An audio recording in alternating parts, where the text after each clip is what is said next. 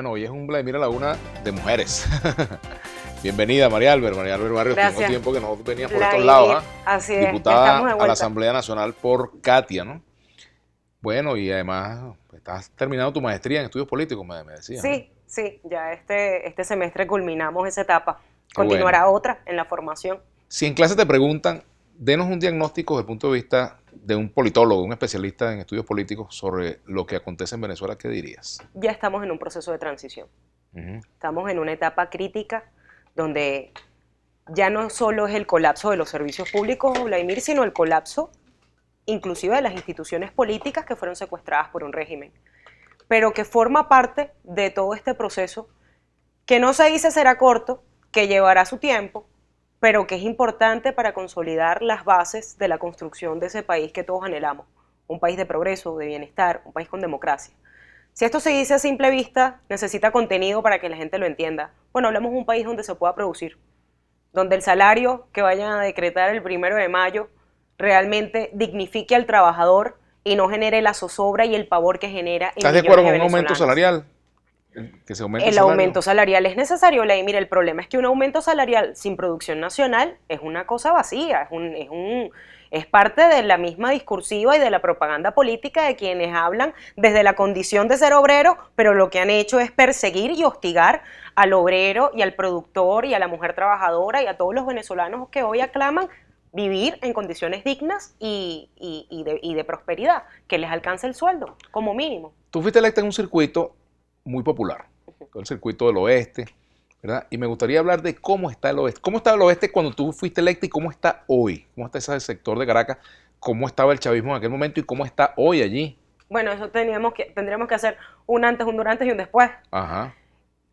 Katia, el Junquito y la Pastora era un circuito, Vladimir, donde todos sabían que se ganaba, el oficialismo lo ganaba 80-20. En el 2015 tuvimos una victoria que representaba el clamor unísono de los catienses, junquiteños y pastoreños por un cambio real, ¿no? El lema de un país donde se pueda comer bien, dormir tranquilos y que el sueldo les alcance. A mí me llama mucho la atención que hoy el catiense, el junquiteño y el pastoreño todavía guardan la esperanza que se sentía perdida en el 2018, y eso es algo que no se puede negar porque fue un año muy duro y de mucha autocrítica, pero que hoy se recoge ese optimismo por salir adelante. Estamos en el proceso, estamos en un camino donde ninguno va a retroceder porque es el camino hacia la libertad.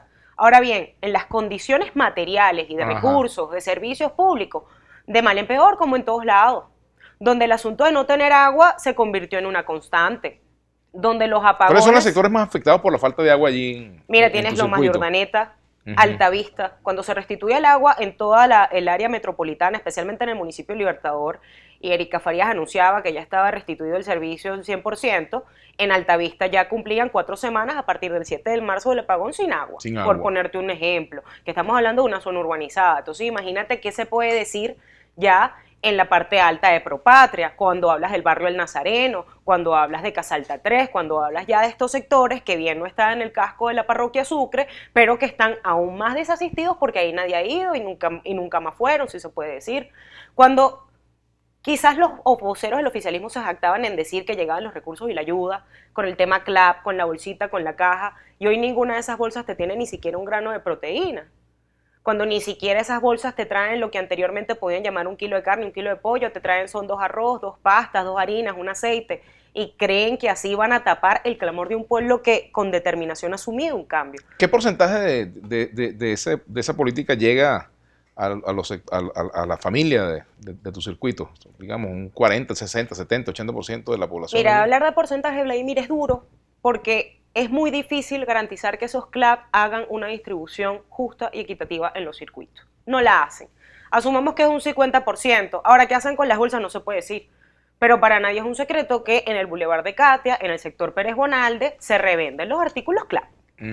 Y eso es algo que saben los vecinos de Katia, eso es algo que se denuncia además a través de las redes sociales. Entonces, todo este tipo de alteraciones que demuestran la ingobernabilidad, la crisis de gobernabilidad que estamos atravesando, se suman a la falta de transporte. Cuando a principios del año pasado, el bloque del oeste de la parroquia Sucre trabajaba nada más con 80 unidades de transporte. Ahorita va por la mitad, Es que también hay un parque automotor muy viejo, ¿no?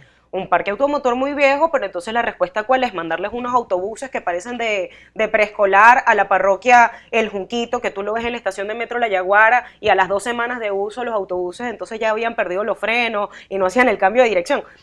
Es la respuesta, prácticamente la viva demostración de cómo le quieren responder a un pueblo que calama un cambio. Siendo tú diputada por Caracas, ¿cuál es tu balance de la gestión de la alcaldesa Erika Farías, a quien invitamos, por cierto, al programa cuando ella quiera? No es positivo. No puede ser positivo cuando, si tú quieres adornar una calle con paraguas porque estás en la reconstrucción del casco histórico, lo primero que tienes que garantizar es que los trabajadores que están en el casco histórico, el trabajador público que está en el centro de Caracas, tengan acceso a los servicios más básicos. Y te hablo aquí de los trabajadores de la Asamblea Nacional. Trabajadores de la Asamblea Nacional que no tienen agua, que no tienen recursos. Trabajadores en general de la administración pública a quienes a ninguno se les ha homologado su salario, que no tienen un salario digno. Fíjate qué pasó esta semana con los profesores universitarios. Prácticamente les dan un instructivo salarial. O sea, ¿cuál es el tratamiento a los trabajadores de todo un país? Entonces, creo que la gestión, en este caso de Caracas, es la suma de las gestiones en otras partes del país, donde se ve que hay quienes detentan el poder a espaldas de la ciudadanía, solamente para favorecer a un partido político, y que ahí está la demostración. La gran mayoría del país no los quiere y que va a seguir adelante y movilizándose para que cese la usurpación. 1 de mayo. ¿Qué va a pasar el 1 de mayo? ¿Cuál es el objetivo del 1 de mayo para las fuerzas que acompañan a Juan Guaidó? El objetivo es que nosotros entendamos que es parte de la ruta. El 1 de mayo no es el final. El 1 de mayo es un día más donde se ha venido haciendo presión, movilización, y se ha venido llevando a cabo distintas propuestas para que pueda cesar la usurpación. Siento que hay mucha expectativa sobre el 1 de mayo, tú posiblemente lo has podido recoger. Bueno, hay que entender que es un día más de esta lucha, y que esta lucha no tiene fecha, que el día en que nosotros podamos decir que cesó la usurpación será el día en que nosotros podamos garantizar que aquí se ha conformado un gobierno provisional, un gobierno de transición en condiciones pacíficas, con miras a convocar un proceso de elección transparente y democrático. ¿Cuál es el rol del chavismo en el cambio político en Venezuela? Si tiene, en tu opinión, algún rol que jugar. Mira, el rol es ponerse del lado de la Constitución. Es un rol que está en varios tiempos. El primero, apeguen a su conciencia y pónganse del lado de la Constitución. Y el segundo, que no es menos importante, es que no pueden estar ajenos o aislados a un proceso de transición, Vladimir. Porque hay que reconocer que hay 20 años de mucho dolor, de mucha división, de quienes realmente han sembrado el odio, pero también pueden haber 20 años de una militancia que de una forma u otra pierde futuro político por no ponerse del lado de la Constitución, sino mantenerse en un lado de la acera, donde algunos atrincherados en Miraflores creen que le van a dar soluciones al pueblo y es lo que menos les interesa. En consecuencia, hay un trabajo ahí constante, hay un llamado permanente. Juan Guaidó y la Asamblea Nacional se llevó a cabo la primera discusión de la ley de amnistía para civiles y militares precisamente para eso, para que se sepa que aquí la Venezuela que se va a construir desde las diferencias, pero con tolerancia. Mira lo que te pregunta Ramón Ramos, el líder. ¿Usted cree que en esa ruta política establecida por la oposición no hay marcha atrás? Es decir, como usted afirma, a estas alturas no se puede retroceder. ¿Qué pasa si el pueblo se cansa de movilizarse sin ver resultados? Es que esto es una lucha permanente, no se trata meramente de la movilización, también se trata de la organización. Eso que vemos que hablamos de comités de operación de ayuda y libertad no es otra cosa que darle contenido orgánico, que era un poco lo que decía Fanny, a toda esta protesta y a toda esta movilización. Creo que lo primero que tenemos que hacer es quitarnos los verbos negativos cuando nos vamos a referir al país, porque se trata del futuro, se trata del destino, se trata de vidas, de millones de personas que han fallecido por unos pocos que, a través de la corruptela, se han encargado de dividir a la familia venezolana. Y cuando se trata del reencuentro, de la reunificación familiar, de la prosperidad, del futuro de millones de personas, aquí no hay otra tarea que seguir adelante. La opción no es quedarse de brazos cruzados, Ramón. Luigi Stefanetti, o Stefanettini, me dice: caramba, Vladimir, ahora es un delito llamar a la rebelión. ¿Por qué no dices lo mismo a tus invitados del PSUV que todos los años celebran el sangriento golpe contra Carlos Andrés Pérez? Hay que ser serios en el ejercicio periodístico, ¿no crees? Bueno, simplemente hice una pregunta con respecto a un concepto, solamente. Aquí dice Numa José Rojas: los que buscan una solución electoral con el mismo gobierno Maduro de candidatos no deben tener familiares presos por disidentes. Maduro volvería a ganar con este CNE parcializado.